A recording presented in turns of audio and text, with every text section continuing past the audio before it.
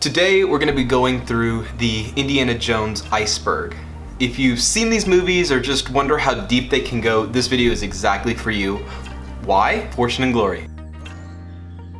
Today I'm going to walk through one of the sections of the Indiana Jones Iceberg. I thought this was really cool because Indiana Jones obviously is a pretty well-known franchise, but I didn't realize how deep it could go. If you're really curious as to some of the really neat influences and cultural significance that Indiana Jones has and some really crazy stuff that I didn't know was actually in the series, you'll definitely want to watch this video.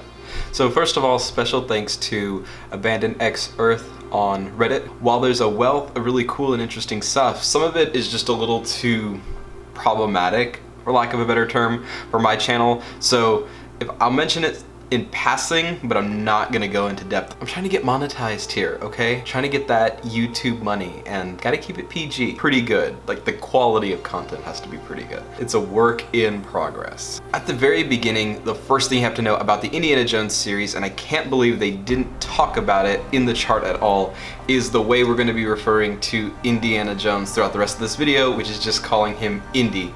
It's a mouthful, but that's how anybody who is involved in Indiana Jones stuff says what they're talking about. It's like, oh yeah, Indy this, Indy that. When Indy did this in this scene, Indy, just if I say Indy, I mean Indiana Jones. Okay, you got it? Good, let's go. Now this is all above the surface. We haven't even gotten into the iceberg yet. The first part that we're gonna talk about is the viewing order.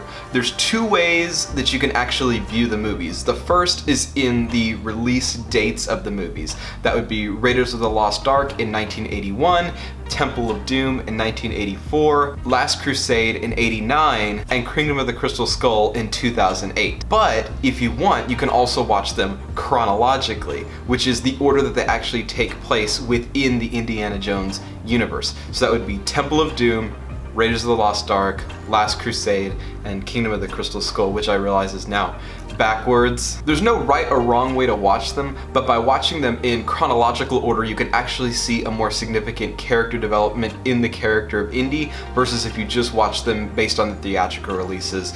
For instance, you might see Indiana Jones in the Temple of Doom and see he's a much more selfish, a lot less seasoned character versus him in Raiders of the Lost Ark or even in Last Crusade. It's a different character arc where he's had some development over time, and you can actually see that if you watch it chronologically versus to the theatrical releases. That brings us to the first portion of the iceberg, which is kind of up at the top. You can see here, I'm going to divide it up into sections. This is the sky portion. The first part of the sky portion is going to be Indiana Jones and the Temple of the Forbidden Eye. This is a Disneyland ride that opened up in 1995 to a star-studded cast of people including George Lucas, Michael Eisner, which if you've watched any Defunctland, that speaks for itself, Dan Aykroyd, and Carrie Fisher. Dan Aykroyd, I think he would have probably liked Kingdom of the Crystal Skull a little bit more than this ride, but as you go through the queue, you're basically given the story that Dr. Jones has gone missing, looking for some tourists, and that while people are missing inside this temple, you're still allowed to take a tour and basically just, yeah, keep an eye out for Dr. Jones. Then there's somewhere and some people may have died and he might be trapped and horribly injured, but that'll be 50 cents, please, because it's 1935. When I was reading about this ride, it actually had a really interesting mechanic. So essentially, when you go into the temple, the story is that Mara offers you three gifts: youth, riches, or visions of the future, and each time the ride starts in a different position and then randomly selects which part of the ride you're going to go on. So it means that every time you go on the ride, you could potentially have a different experience each time you go on, which is kind of interesting. You don't see very many rides that do that. In the original ride, there was a lot more moving scenery, but later on they actually changed it for just a lot of like screens and projections, so there wasn't quite as much movement, but it's actually pretty interesting. The second part of the Indiana Jones Iceberg is the Wilhelm Screen. If you're not familiar with movie motifs such as familiar camera shots or jokes, think of the Toyota truck in Toy Story, kind of a joke that goes along if you watch the movies.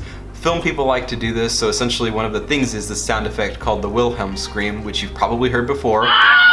It's in a bunch of the Indiana Jones movies, and it's actually an homage to older movies, which essentially Indiana Jones is in and of itself. It's basically an homage to older class of treasure hunting movies and adventure movies that came out earlier in the century when movies began to be more popular and consumed by a lot of the directors and writers of Indiana Jones. For instance, Treasure of the Sierra Madre features a costume that looks strikingly similar to Indy. Another inspiration was James Bond. If you see in Temple of Doom, he wears a suit very similar to the suit that Bond wears. A lot of these, while they're callbacks to old movies and kind of like inside jokes, they're basically a way for the creators of this movie to show respect to the people and actors and directors and movie makers that have come before them. Next part of our iceberg is LEGO Indiana Jones. Released in 2008 following the success of the LEGO Star Wars video game, which was pretty great. This game sought to give players a quick playthrough through the first 3 movies and just give them basic, well-rounded gameplay. It was a 3D platformer with a lot of puzzle solving and action and quintessential LEGO humor, which if you played any of the LEGO games or even read LEGO Magazine, I mean, can you tell? I look like the kind of person that subscribes to LEGO Magazine. Do they even have it anymore? Yo, they still have LEGO Magazine. Yeah, I do look like the kind of guy that still wants to get LEGO Magazine. In the box, Mint A-Wing. Think that just dies within your heart? Doesn't. Next part of our iceberg, number 4, which is going to be Raiders of the Lost Brick, similar to LEGO Indiana Jones, but not the same.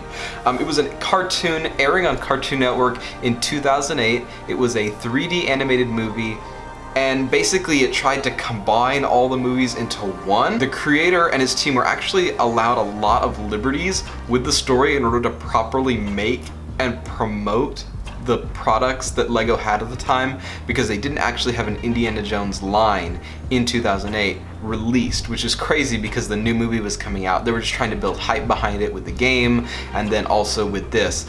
Because of this, there are some really blaring continuity errors within this movie that for whatever reason was just green-lighted. Which, I mean, you think it's the LEGO humor, there's going to be silly, wacky stuff that happens, but they really did play it fast and loose with the continuity in this one. And finally, the last part of the air portion of the Indiana Jones iceberg that we're going to be talking about today is the Indiana Jones novels. These were a series of young adult novels released from 1991 to 2009, and this was probably the most interesting portion of the iceberg that I got to take a look at. After writing the novelization of The Last Crusade, George Lucas actually asked Rob McGregor to write a continued prequel series of books following Indy in the 1930s after he graduated from college. He actually gave McGregor a lot of freedom with these books, only asked them that they be based on myths, so not new stories, basically just stick to what the movies had done, which is trying to stick to myths and things from world history. The books actually did surprisingly well and actually went on to continue to be released and included a few movie characters like Marcus Brody. One of the most interesting parts of this was finding out that Indiana Jones was actually married early on in the story. It is considered canon. We'll get back to that in a minute.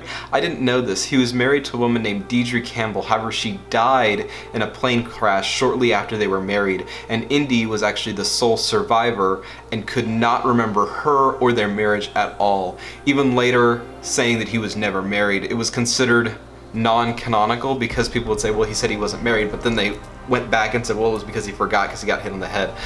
Even when he was in KGB custody in some of the later books, they couldn't get any more information from him about his wife. He completely forgot. Apparently there was a novelization of Indiana Jones and the Staff of Kings, and when McGregor, the author, referenced Indy's wife, an unnamed Indy historian said that was not part of the story, not knowing that it was canon for years. So that's how unknown it was that an editor or an Indy historian went and looked at the story and said that's not right, he's not married, and they said, yeah, no, he was in the books and it's canon, so you're gonna have to deal with that. There's a lot of contention back and forth between whether or not it should have been allowed or whether it was allowed. It's in the books, it's real, it happened, he got hit on the head, which is the best retcon ever. I got hit on the head and forgot. Thank you so much for going on this journey into the Indiana Jones iceberg with me. If you want to go deeper, find some more significance or even see the iceberg for yourself, I would encourage you to subscribe. And if you want more indie content along with the rest of the stuff we do here, be sure to leave a like or a comment so I can continue to make the content that you enjoy. And if you're interested in more of the video game content that we've done on this channel before, I would encourage you to find me on Twitch. Link is in the description. We're going to be failing through The Sims. Right now we are doing the Tony Montana Sims 3 playthrough, which has been quite enjoyable. So thank you so much, and thanks for watching.